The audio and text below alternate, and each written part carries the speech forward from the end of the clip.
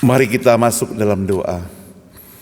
Bapa di surga, kami berterima kasih kepadamu Tuhan, karena pada hari ini Tuhan, kami diberi kesempatan untuk datang beribadah, dan sekarang kesempatan kami untuk sama-sama mau belajar firman Tuhan.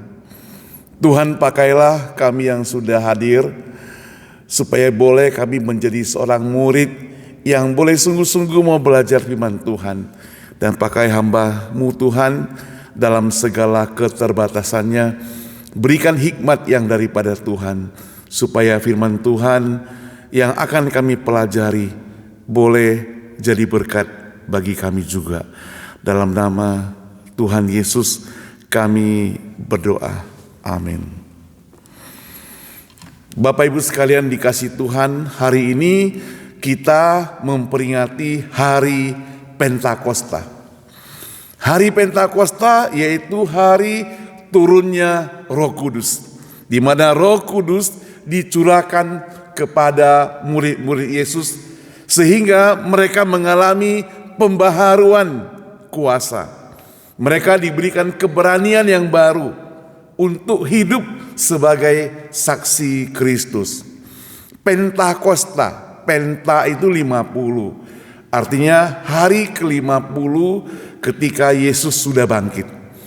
Beberapa waktu lalu, 10 hari yang lalu kita peringati hari kenaikan Kristus. Jadi 40 hari itu berarti kenaikan, kemudian ditambah 10 lagi turunnya Roh Kudus.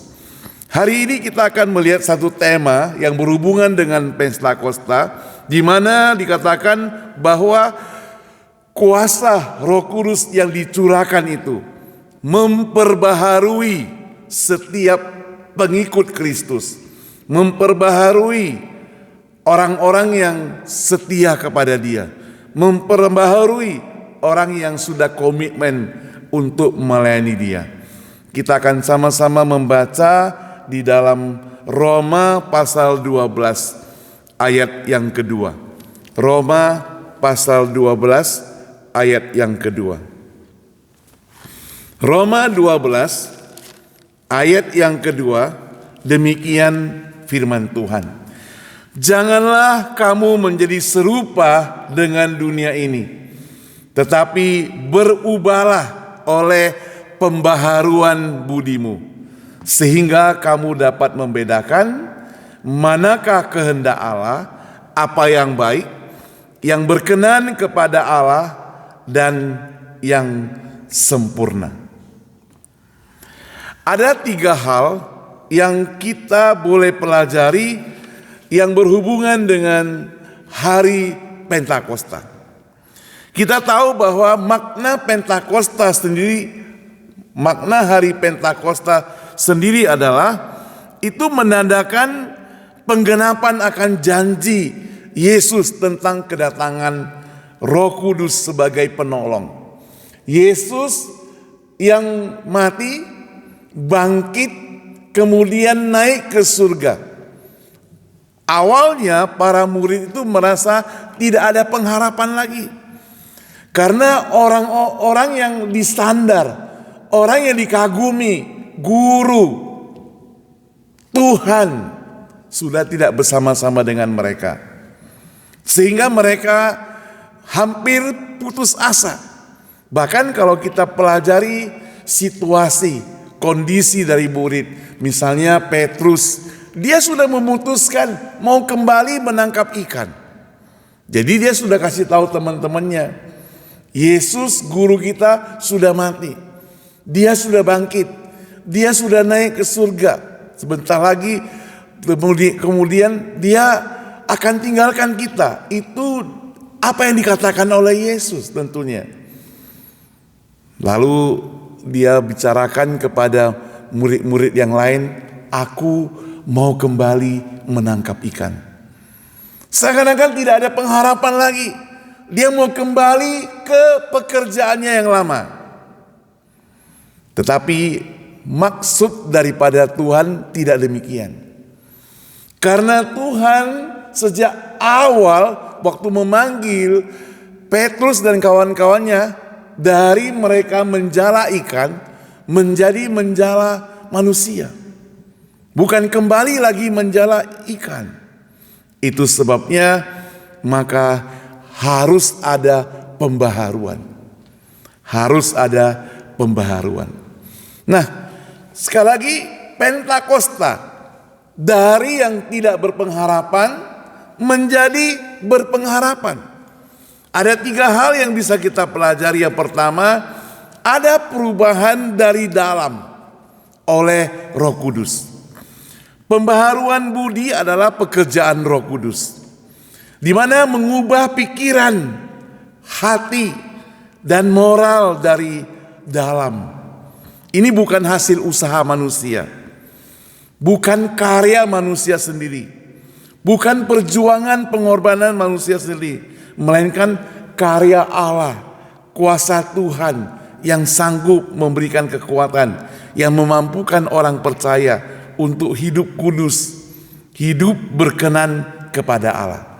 Jadi orang-orang yang memperbaharui iman, memperbaharui yang dari dalam itu, pikiran, itu perlu ada pembersihan dalam hidupnya.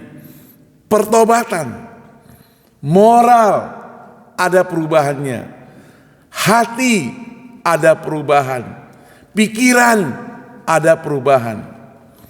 Nah, sekarang kita juga yang sudah menjalankan hari Pentakosta berulang-ulang dan kita sudah dicurahkan Roh Kudus, kita peringati terus menerus setiap tahunnya.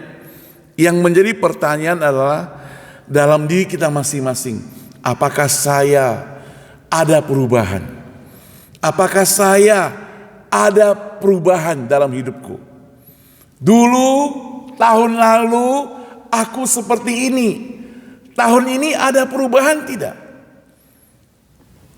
Saudara, kadang kita merasa gregetan ya kalau melihat ada orang yang dewasa, sudah bisa berpikir, sudah berumur, tapi selalu mau melanggar firman Tuhan.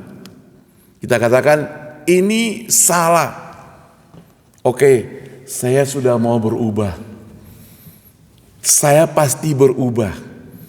Ini terakhir kali. Sudah yang terakhir kali. Tapi tidak berubah. Lalu datang lagi. Saya mau berubah. Tolong saya mau berubah. Ini terakhir kali. Tapi tidak berubah.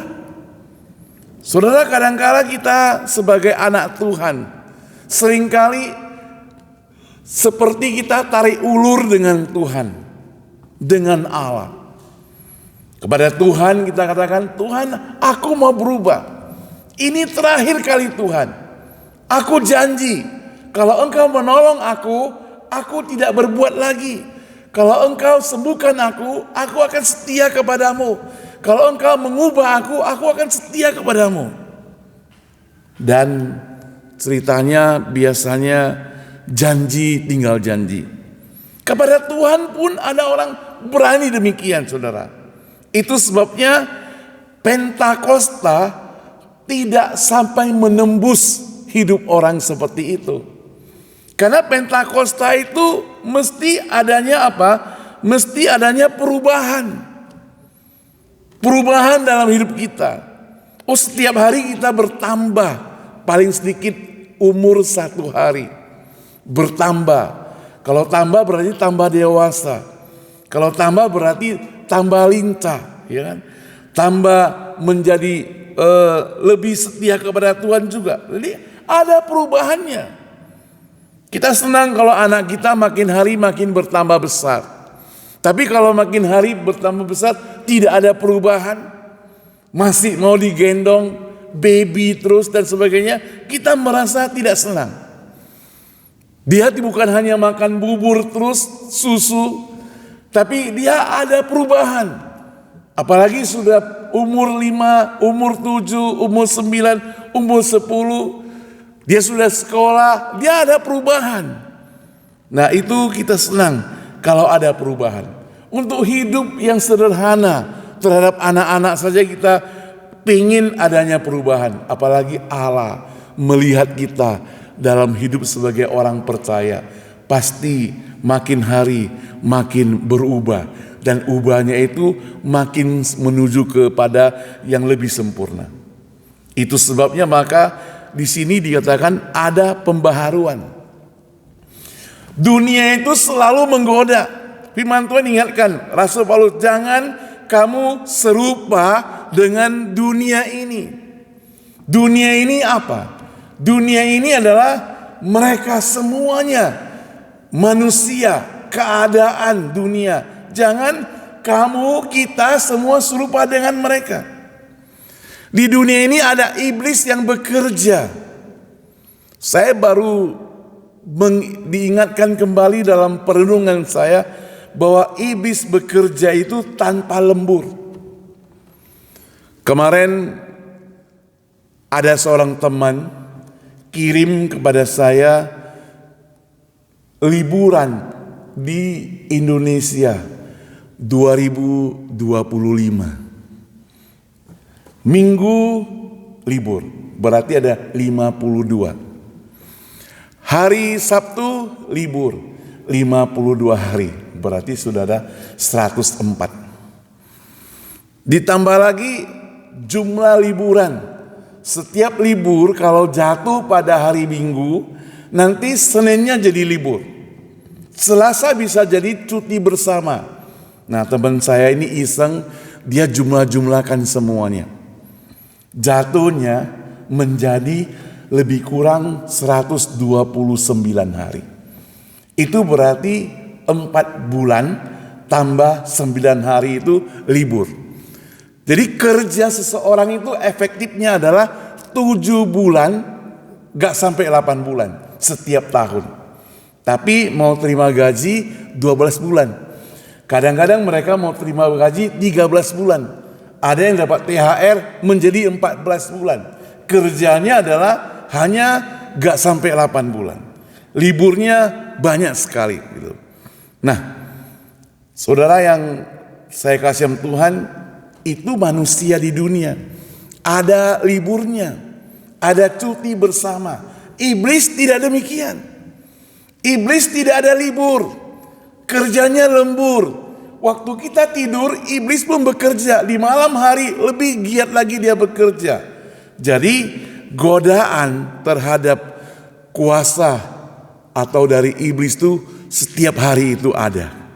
Sehingga saudara, apabila kita mau berubah, kita perlu tantangan yang berat. Karena iblis tidak tinggal diam. Maka firman Tuhan ingatkan, janganlah kamu serupa dengan dunia ini. Dunia yang penuh dengan kuasa-kuasa iblis. Dunia yang penuh dengan kuasa-kuasa yang mau kita tidak berubah. Itu sebabnya ayat selanjutnya dikatakan, tetapi berubahlah oleh pembaharuan budimu.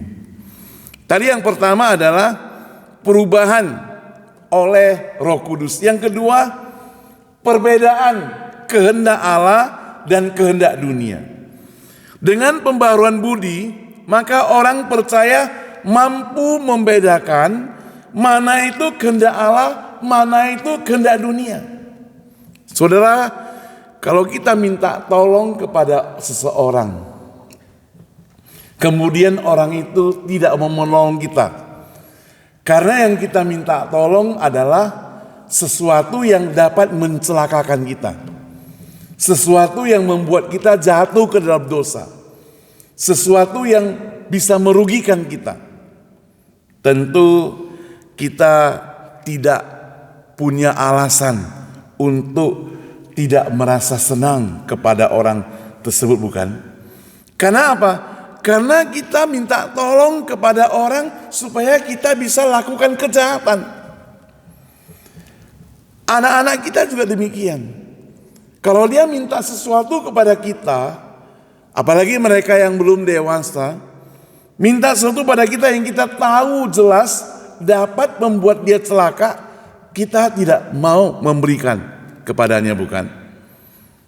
Lagi sakit, dia minta makan, minum es misalnya, ya kita larang misalnya.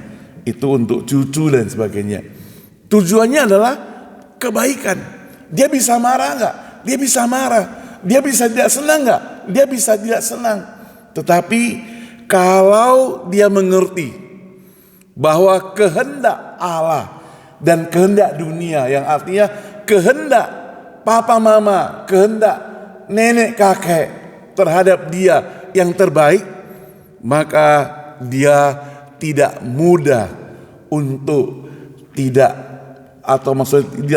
mudah untuk marah dan sebagainya. Jadi mereka tidak lagi mudah terpengaruh oleh hal-hal dunia. Kalau sudah mengerti, kalau sudah dewasa, itu sebabnya saudara, waktu kita berubah, tidak serupa dengan dunia ini. Dan kita berubah, karena kita berubah bukan hanya tubuh, tapi dengan pembaharuan budi. Pikiran kita pun berubah menjadi yang lebih sempurna, sehingga kita berubah menjadi standar yang lebih bermutu, yang mestinya standar daripada Allah.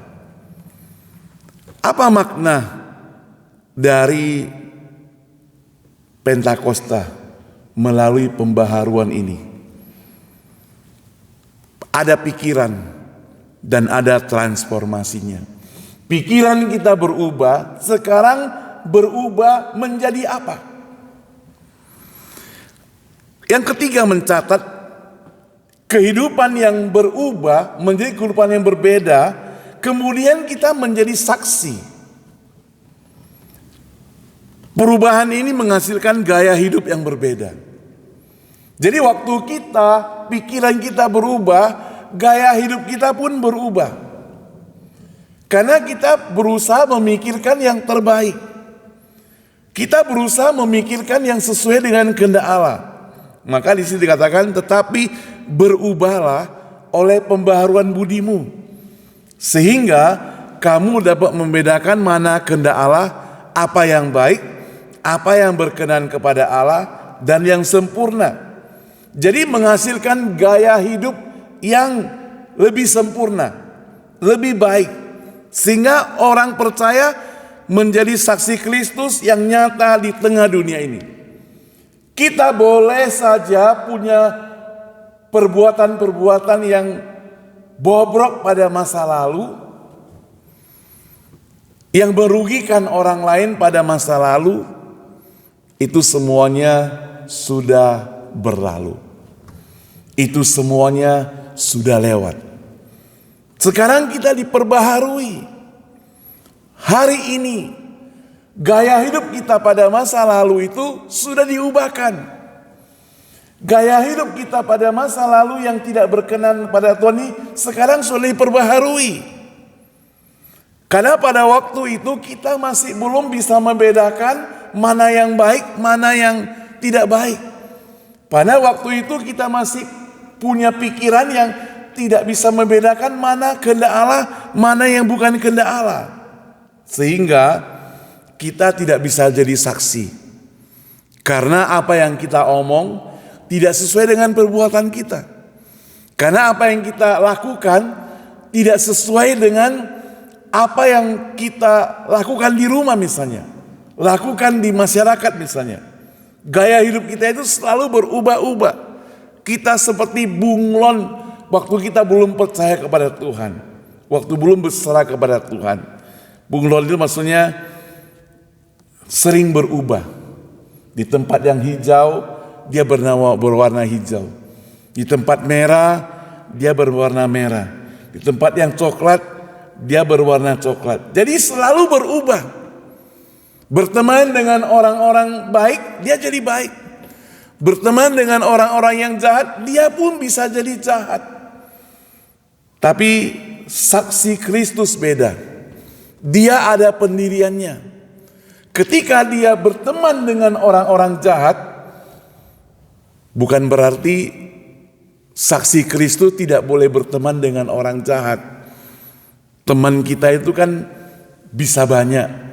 teman yang belum percaya pada Tuhan, teman yang masih belum percaya pada Tuhan, itu kesempatan buat kita menjadi saksi. Nah, pada waktu kita punya teman-teman yang belum percaya, di situ kita jadi saksi, di situ kita jadi terang, sehingga dikatakan menjadi saksi Kristus nyata dalam dunia yang gelap. Itu seperti seperti yang terjadi pada murid-murid setelah Pentakosta. Mereka dipenuhi Roh Kudus dan mereka dengan berani memberitakan Injil. Ada perubahan. Kalau tadinya mungkin masih takut, Petrus yang masih takut, Petrus yang masih bisa menyangkal, diubah oleh Tuhan. Sekarang menjadi pemberani dengan pembaharuan budinya, jadi pemberani. Dia mengabarkan firman Tuhan. Ada banyak orang yang bertobat, ada banyak orang yang percaya pada Tuhan. Saudara yang dikasihi Tuhan, kita ini seperti demikian kondisinya. Mesti kita seperti itu. Apa yang bisa kita terapkan dalam kehidupan sehari-hari supaya kita boleh hidup nyata sebagai orang-orang yang mengalami Roh Kudus? Pertama, kita harus minta pada Tuhan memampukan supaya kita hidup di dalam kekudusan. Minta Tuhan menolong kita. Kita mesti menolak dosa. Kita mesti memilih yang benar. Kita mesti berpikiran yang baik. Kita mesti mempunyai pikiran yang diubahkan. Hidup dalam kekudusan. Yang kedua, supaya kita bisa lakukan apa yang kita sudah terima daripada Tuhan, yaitu Roh Kudus dalam yang terjadi hari ini, dia turunkan. Maka kita harus ada pertumbuhan dan pemahaman firman Tuhan. Dengan pembaharuan budi, orang percaya semakin peka terhadap kehendak Allah yang terungkap melalui firman yang kita baca. Setiap firman Tuhan yang kita baca, yang kita renungkan, yang kita dengar, itu mempengaruhi hidup kita. Dia bukan berlalu masuk telinga kanan, keluar telinga kiri. Tidak demikian. Tapi setiap firman Tuhan yang kita dengar, langsung kita evaluasi hidup kita. Langsung kita mengambil keputusan. Apakah aku sudah melakukannya? Apakah aku sudah menerapkannya? Kalau dulu mungkin kita berpikir demikian. Waktu kita dengarkan khotbah atau firman Tuhan, kita berpikir, ini pasti ditunjukkan kepada tetanggaku. Ini pasti ditunjukkan kepada istriku, suamiku, anakku. Tapi sekarang sudah berubah. Karena kita makin bertumbuh dengan firman Tuhan, makin memahaminya, Roh Kudus sudah hidup dalam hidup kita, maka kita waktu mendengar, membaca, merenungkan firman Tuhan, langsung kita mengambil keputusan terhadap diri kita sendiri. Apakah aku sudah setia? Apakah aku tetap berjalan di hadapan Tuhan, di jalannya? Apakah hidupku ada melenceng dan sebagainya? Yang ketiga, saudara, yang terakhir. Tadi yang pertama, hidup dalam kekudusan, karena ada Roh Kudus dalam hidup kita. Yang kedua, kita makin bertumbuh dan memahami firman Tuhan. Maka yang ketiga, ada pelayanan dan kesaksian yang berkuasa. Di dalam hidup kita, kita yang sudah mengalami Roh Kudus, seperti murid-murid pada hari Pentakosta, orang-orang percaya yang dipenuhi oleh Roh Kudus, memiliki keberanian. Firman Tuhan ingatkan, menjadi saksi dari Yerusalem keluar sampai ke ujung bumi, menjadi saksi Kristus, punya kuasa untuk melayani. Petrus katakan, emas dan perak aku tidak ada, dalam nama Yesus bangkit dan berjalanlah. Ada kuasa. bersaksi tentang Kristus, mempengaruhi dunia dengan nilai-nilai kerajaan daripada Allah. Nah saudara, hari ini Pentakosta, turunnya Roh Kudus, pikiran kita diubah, ada pembaharuan diri kita menjadi saksi Kristus. Menekankan bahwa betapa pentingnya perubahan, betapa pentingnya pembaharuan. Dan ini hanya terjadi oleh karya pada Roh Kudus. Hari Pentakosta, pencurahan Roh Kudus memungkinkan orang percaya mengalami perubahan. Karena yang bisa mengubah kita itu Roh Kudus. Dunia tidak bisa mengubah kita. Tuhan bisa mengubah kita.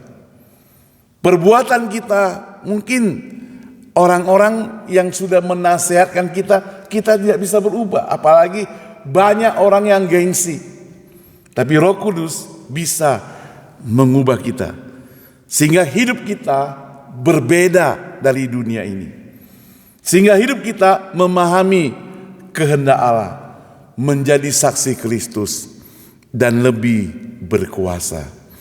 Saudara yang dikasihi Tuhan, ketika kita menjadi saksi Kristus dan hidup kita itu sudah lebih berkuasa karena ada Roh Kudus, maka kita tidak lagi merasa rendah diri.